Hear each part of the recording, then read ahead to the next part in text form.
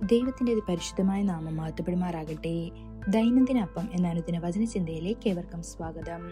ഇന്ന് അവൻ വിജയം നൽകുന്നു എന്ന വിഷയത്തെ ആസ്പദമാക്കി ചില കാര്യങ്ങളെ നമുക്ക് ചിന്തിക്കാം. അതിനാധാരമായ ഒരു വാക്യം വായിക്കാം. പുറപ്പാട് പുസ്തകം 3-ാം അധ്യായം 14-ാം വാക്യം. ദൈവം മോശയോട്, ഞാനാകുന്നവൻ ഞാനാകുന്നു എന്ന് പറഞ്ഞു.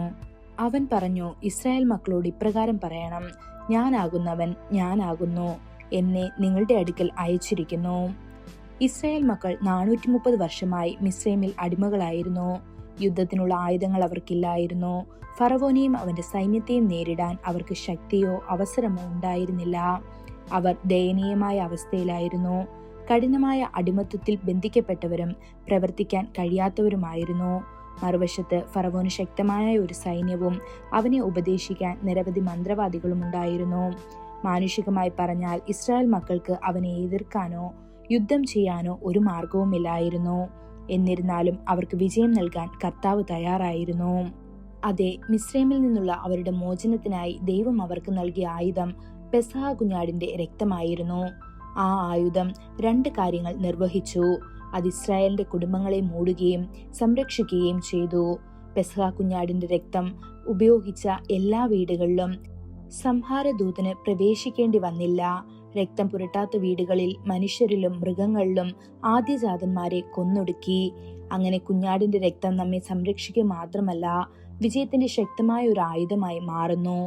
ബൈബിൾ 2 Corinthians 10-ാം അധ്യായം 4-ാം വാക്യത്തിൽ ഇപ്രകാരം പറയുന്നു, നമ്മുടെ യുദ്ധത്തിന്റെ ആയുധങ്ങൾ ജഡീകമല്ല, മറിച്ച് കോട്ടകളെ തകർക്കാൻ ദൈവത്തിന്റെ ശക്തിയുള്ളവയാണ്. മാത്രമല്ല, വെളിപ്പാട് 12-ാം അധ്യായം 11-ാം വാക്യത്തിൽ കുഞ്ഞാടിന്റെ രക്തത്താലും അവരുടെ സാക്ഷ്യവചനങ്ങളാലും അവർ അവനെ ജയിച്ചു എന്ന് കാണുന്നു. ഇന്ന് നിങ്ങൾക്കെതിരെ എഴുന്നേൽക്കുന്ന ഫറവോന്മാർ ആരാണ്? നിങ്ങളെ എതിർക്കുന്ന ദുഷ്ടന്മാർ ആരാണ്? നിങ്ങൾക്കെതിരെ ഇരുണ്ട ശക്തികളെ ഉപയോഗിക്കുന്നവർ ആരാണ്? ഒരു കാര്യം ചെയ്യുക, യേശു ക്രൂശിൽ ചൊരിഞ്ഞ രക്തം മുറുകെ പിടിക്കുക. എല്ലാ ശത്രുക്കളുടെയും മേൽ വിശ്വാസത്തിൽ പ്രഖ്യാപിക്കുക, യേശുവിന്റെ രക്തം എനിക്ക് വിജയം നൽകുന്നു. എല്ലാ എതിർപ്പിനെതിരെയും അവന്റെ ശക്തമായ രക്തം തീ പോലെ പ്രയോഗിക്കുക. എല്ലാ ബന്ധനങ്ങളും തകർക്കപ്പെടും. എല്ലാ പ്രതിരോധങ്ങളും അപ്രതീക്ഷമാകും. ആർക്കും നിങ്ങളെ എതിർക്കാൻ കഴിയാത്തത്ര അധികാരവും ശക്തിയും കർത്താവ് നിങ്ങളെ നിറയ്ക്കും.